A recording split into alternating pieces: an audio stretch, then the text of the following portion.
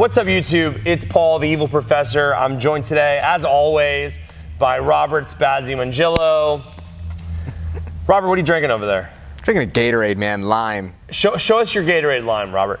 This right here. Yeah, let it be known that we are not sponsored by Gatorade lime any means, but Gatorade, if you would like to sponsor us, we will gladly take your money.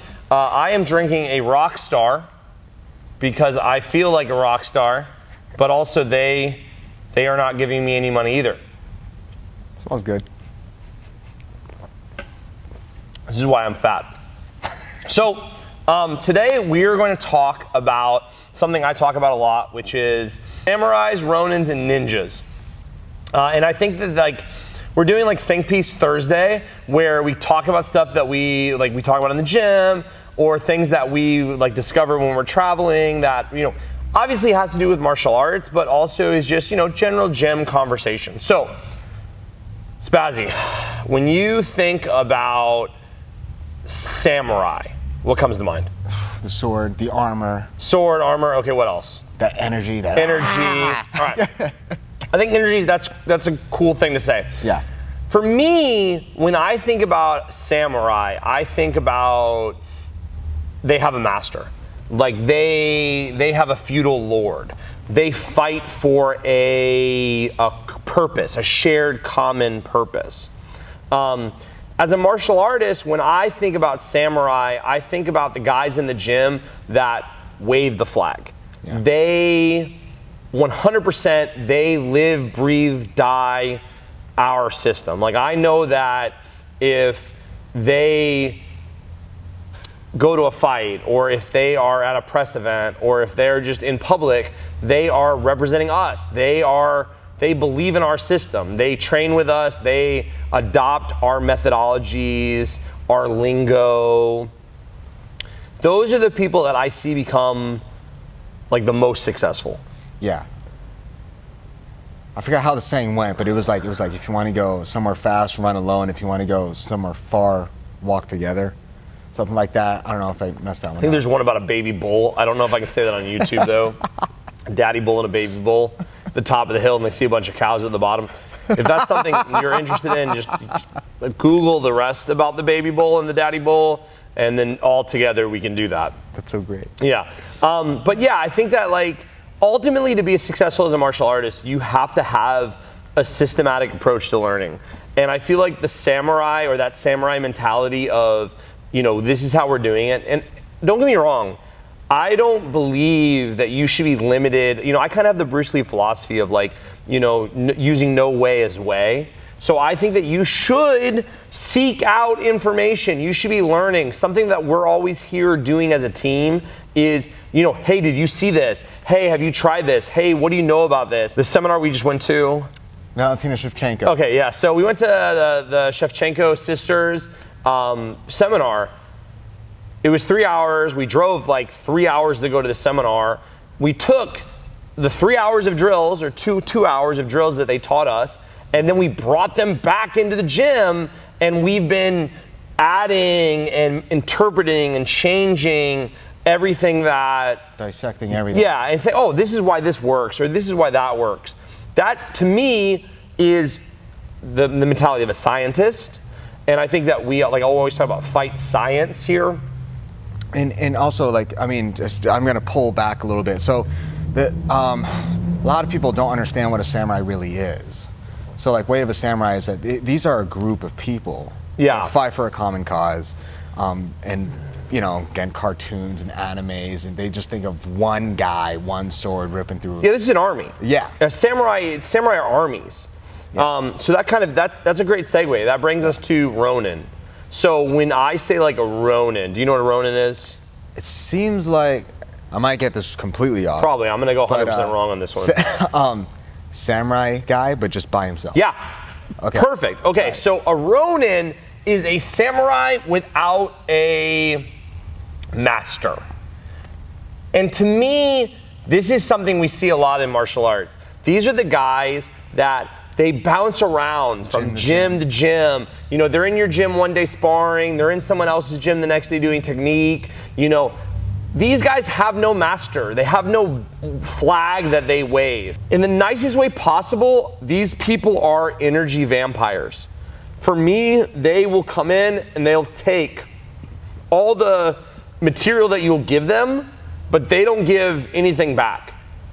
At this gym, at our gym, in our system, one of the things that we always talk about is like, if I'm putting my energy into you, if you're the fighter, it's your camp, I'm putting my energy into this guy. The next camp, I need that guy to then take that energy and give it to somebody else, give it to another fighter, give it to the next guy that we're getting ready. This last week, Robert was out of the gym, he was sick. Juan Brea, our bearded badass, he was out of the gym, he's not feeling good. And Danny, who was literally the fighter that fought 2 fights ago, was running fight camp. And he's a young kid, he's 18 years old.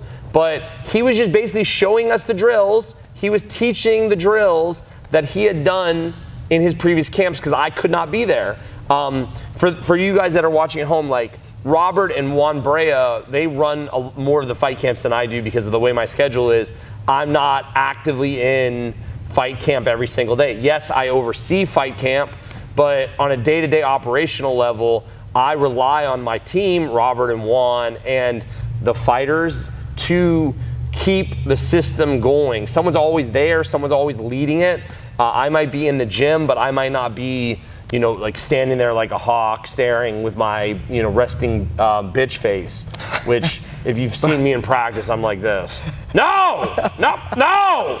But, so generally a little bit of a happier smile on your face. But like to go more over that, like again, to run back to the samurai thing, the Ronin doesn't have that support behind him, that camp behind him. Yeah, and look, in amateur fighting, I see this constantly. And even in pro fighting, I see guys that, yes, as a fighter, you are the CEO of your business. You are the CEO of your business 100%.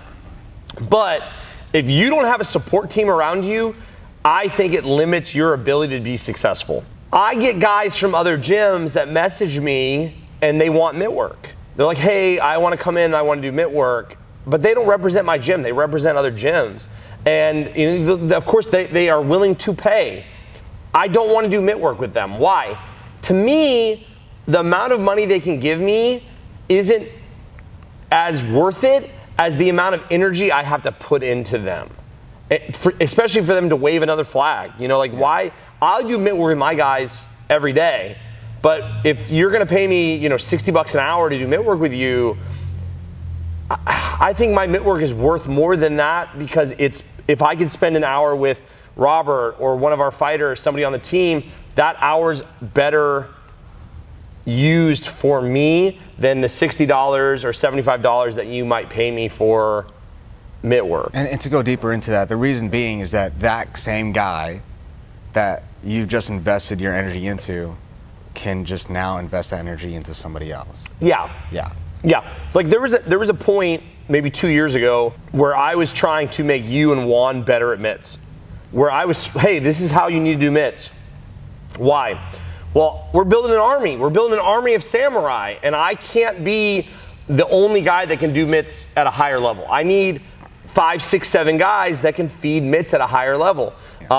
When we first took over the program, when we first started building our program, I was the only guy that really felt comfortable or did mitt work, and that's because I had done mitt work in a bunch of camps, and I had done mitt work at other gyms. So here, it was like, okay guys, like I got to reproduce me.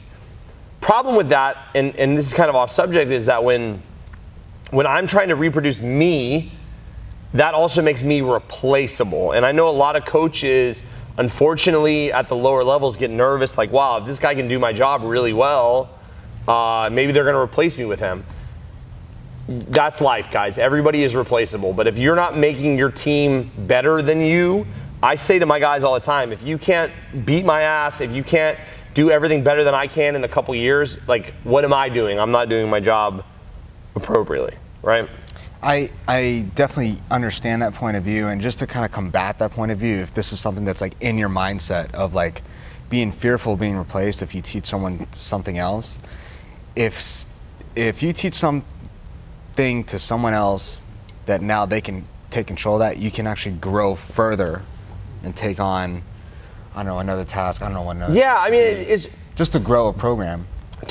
Ultimately, to grow a great program, which we're trying to build a world-class program here, I can't be afraid of being replaced. I have to give it every day. And guys, somebody asked me the other day, like, if I was working a lot. I'm like, yeah, I'm working a lot, but I'm not really getting paid a lot right now. And why? Well, because I'm working on all these other projects, the YouTube videos. I'm working on, getting guys ready for amateur fighting. I'm working on, IKF. Yeah. That doesn't put money in my pocket today. But to build a world-class program, we have to invest a lot of energy and stuff. And I think that's why, for me, when I say like samurai, like we're trying to get samurai here. We want samurai. We want people that they're going to invest their energy back in us, and they're going to grow our system, and they're going to wave our flag. I mean, being good is just a bonus. Being talented is just a bonus. Yeah. If you're really good and really talented, and you're just going to be gone the next day. Yeah. You're nothing to me. Listen, I struggle with that too, because like sometimes we have guys that are higher level guys that want to come in and they want to do training with us. And I'm of course, we always want them to come in and train with us. But, I give them effort and I put effort into them. If they're not waving our flag, if we're not growing with them, like what is it really doing for us? Is it worth the investment? I'd rather invest our energy in a guy on our team that's going to keep being a part of our team, keep growing, keep investing, than have higher level guys come in, we invest a bunch of energy in them for one camp, and then they're gone. So we talked about samurai. We talked about over the Ronin, energy vampires, guys. Yes, maybe they used to be a samurai, and they got to a point where they felt like they could go it out on their own. Or maybe they got a bad taste in their mouth. Yeah. I don't think there's any reason not to be kind to these people, but for me, like if you want to be successful, guys, you need to have a team. You need to be a samurai. You need to have a feudal. You have to have a system. What's your systematic approach to success? In today's day and age, you should be able to be in a gym where you can do Brazilian Jiu-Jitsu, you can do some type of wrestling, you can do some type of striking. And most of all, you should be able to fail. Yeah, and not worry. Yeah. Not worry like, oh man, if I fail in front of these people, are they going to talk to my competitor, or are they going to do this? In our gym, we have Jiu-Jitsu, we have Judo, we have wrestling, we have Muay Thai, and we have a fitness program. That's what it takes to be a successful mixed martial artist. Each one of those coaches, hopefully, is working towards making everyone that they come in contact with better. I don't know that in 2021 you can run a gym with a single program. Don't get me wrong. I know there are people trying to do it. I only teach one thing. I would love to say that I can only teach Muay Thai, but I don't know how financially viable that is, and maybe that's a different conversation. But yeah, sure. Third thing that we talk about, ninjas. I have no idea what you mean by that. Ninjas. They have smoke grenades, they have stars. Got it, but right? What is your analogy? Okay, so for me, when I run into ninjas, we run into magic. These are magic people. These are the people that, no, this is real. These are the people that they have some David Blaine type character. Yeah, like no offense. Like if David Blaine came in, no. These are the guys that you'll hear say, and it's hard to believe that people still have these conversations. But people that say, well, I don't need to learn ground fighting because he'll never get me to the ground.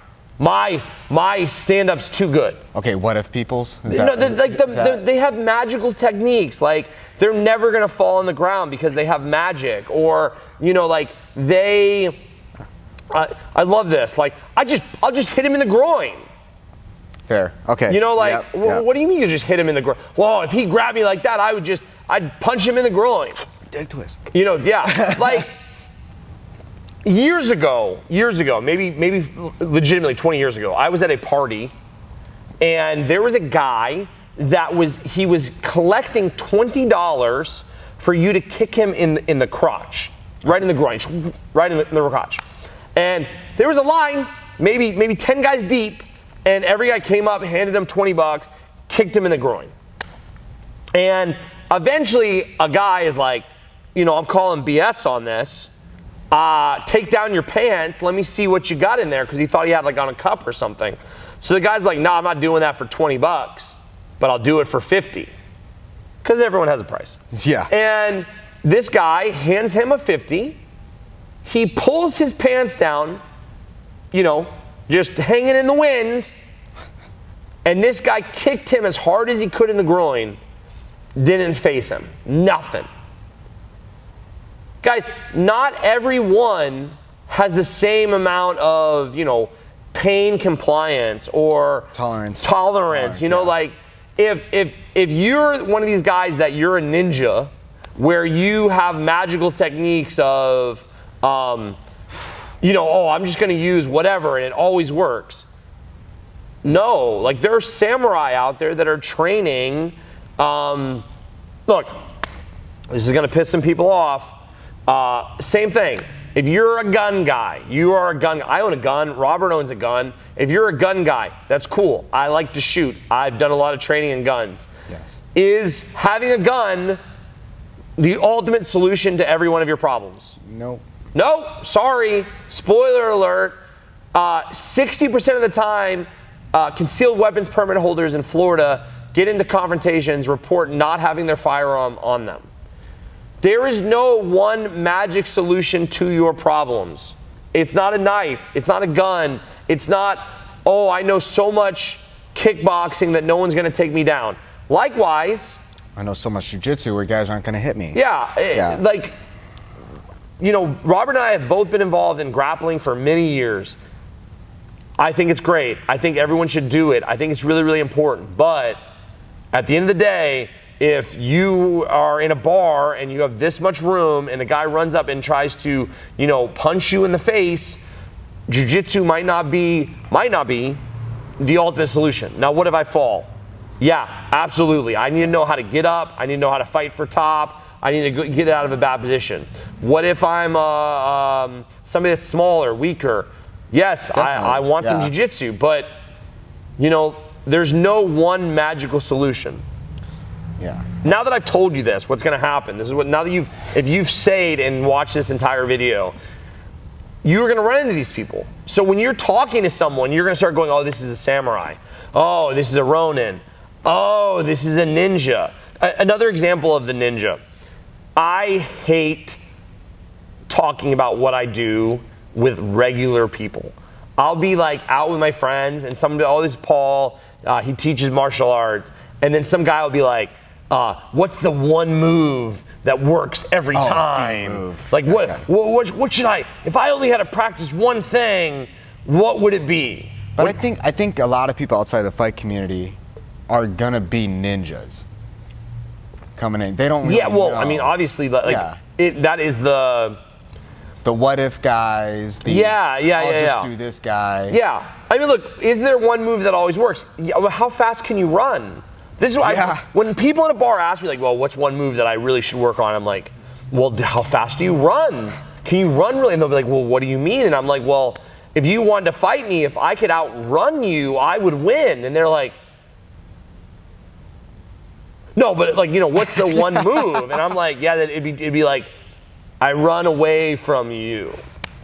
So yeah. Second move would be cardio, I guess. Cardio. Run back. I mean, like, look, again, hey, this will piss more people off. If you are 150 pounds overweight and you're really good with a knife, that's cool. I love Filipino martial arts. You're a bit of a ninja, my friend, because like, if I can, you know, run around you until you have a heart attack, I win. You know, there's a meme where it's like, it shows like a guy like shooting a gun and like training with a knife and doing something else. And then at the bottom, it's like, if you're doing all these things, but you're not lifting weights, you're not gonna win. And guys, listen, there's a reason that competitive fighting is by weight class. Yeah, I mean, we've seen it over the years, and like we've seen difference like in evolutions of MMA fighters between the 90s to 2000s, and then from 2010 and on, where it's turned from fighter to athlete to martial artist, and now we're in this athlete stage. Yeah. And maybe that's another conversation where we talk about when money enters a sport and all of a sudden athletes can make money, they start to flock to a sport. But Guys, when you're thinking about you as a martial artist, be a samurai. You know what I mean? Find the right place, the right team, and stay there. Okay? What are the indicative signs of the right team? I don't know. You have to figure out what's important to you. Family, community, success, competition, not competition. You got to figure that's what out's for you. If you're a Ronin, if you are just jumping around from place to place, taking what you can, I need you to think about longevity. Like, what are you getting out of that? I think that a lot of Ronin, especially Ronin that compete, they have limited amounts of success. They have success early because they're learning stuff from different places, but no one really is caring about them, looking out for them, saying, hey, here's something we need to work on together. And last, if you're a ninja, if you have, magical thinking, we have an operator's mentality here, and we could talk in depth about that, but you have to assume as a martial artist that you are fighting against a trained person. Someone that has also trained, because in 2021, people have seen enough UFC fighting to understand basic fundamentals. I've seen guys in street fights, in bar fights, try to change levels and come underneath the guy, and then afterwards you'll say to the guy as he's getting arrested, hey man, did you do wrestling? And they're like, no man, I saw that on TV. And you're like, oh, okay, cool. So you have to be aware that if you're training somewhere, they have to have an operator's mentality. We assume, hey, I'm gonna do this, he knows how to counter this, this is how he's gonna counter it. Now, if I do this and he doesn't counter it, I won, the fight's over anyway.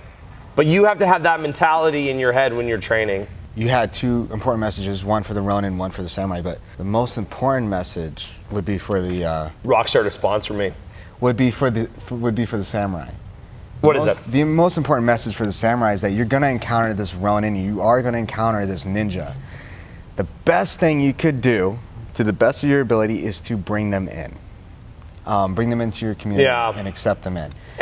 And I think, kind of to piggyback on that, a lot of times my guys are like, oh, this guy invited me to train over here on Tuesday, and he invited me to train over here on Wednesday, and this guy wants me to go over there on Thursday. I'm not the source. I tell my guys that all the time. My instructor told me that all the time too, like, hey, I'm not the source. Like, you gotta find the source and you gotta learn about it. I didn't create fighting, right? Like, we're developing this YouTube channel. We have a successful school here in Orlando, but I'm not the source. Like, I didn't create kickboxing. You have to be a student of martial arts. Hey, my guys will be like, oh, how do you feel about me going over here one day, going over there, going over here? I don't really like that. If yesterday we went and sparred at another gym. Okay, cool. I'm down for that. If you and another gym are cool, and every once in a while you want to spar as a team, like we took all of our guys over there, we sparred. As a team. Yeah. New environment, less comfortable. Obviously, when you're sparring in your own gym, it's very comfortable. Yeah. Going into someone else's gym. The rules we set. Yeah, it's weird. It's uncomfortable. Like, you don't know what you're going to expect there as a team. But we'll do another video on, we talk about like sparring.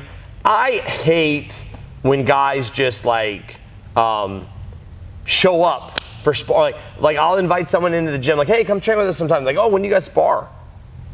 That's great. Yeah, thanks, man. That's not really what I was asking about. Like, I was asking if you want to come in to train with us, drill, work with us, move around with us, not try to bash my brains in or my team's brains in. And even for you, if I'm inviting you in to train with us, maybe I'm inviting you in because I want you to be better, or I see stuff that you're doing in fighting that needs a little work, and I'm saying come in and hang out with us. I'm not saying come in and let us beat you up. That doesn't make any sense. But another video entirely. Cool. I didn't wear my sunglasses today. I had my sunglasses. I have these beautiful sunglasses. They're like Hot Wheels. They're Hot Wheels 50th anniversary sunglasses. Boom. But a little birdie told me that I looked not good when I was wearing my sunglasses on video, that it looked weird. And I feel you because I'm inside. But I like them. Because I'm a rock star. Nice. All right. Bye, guys.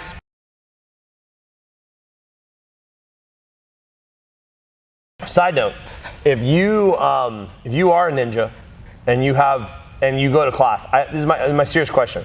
If I go to class, if I went to like a ninjutsu school, some ninjutsu guy will probably try to assassinate me now. If I went to a ninjutsu school and the first lesson isn't how to use a smoke bomb, I would be pissed. If you guys comment down below your favorite ninja movie, I love all of them, obviously. That'd be hot. Hey, here's one. Juan Brea used to be a ninja. This is a real story. Picture right here. Yeah. Blah, right there. See, right Juan there. used to be a ninja. I know Juan. I know.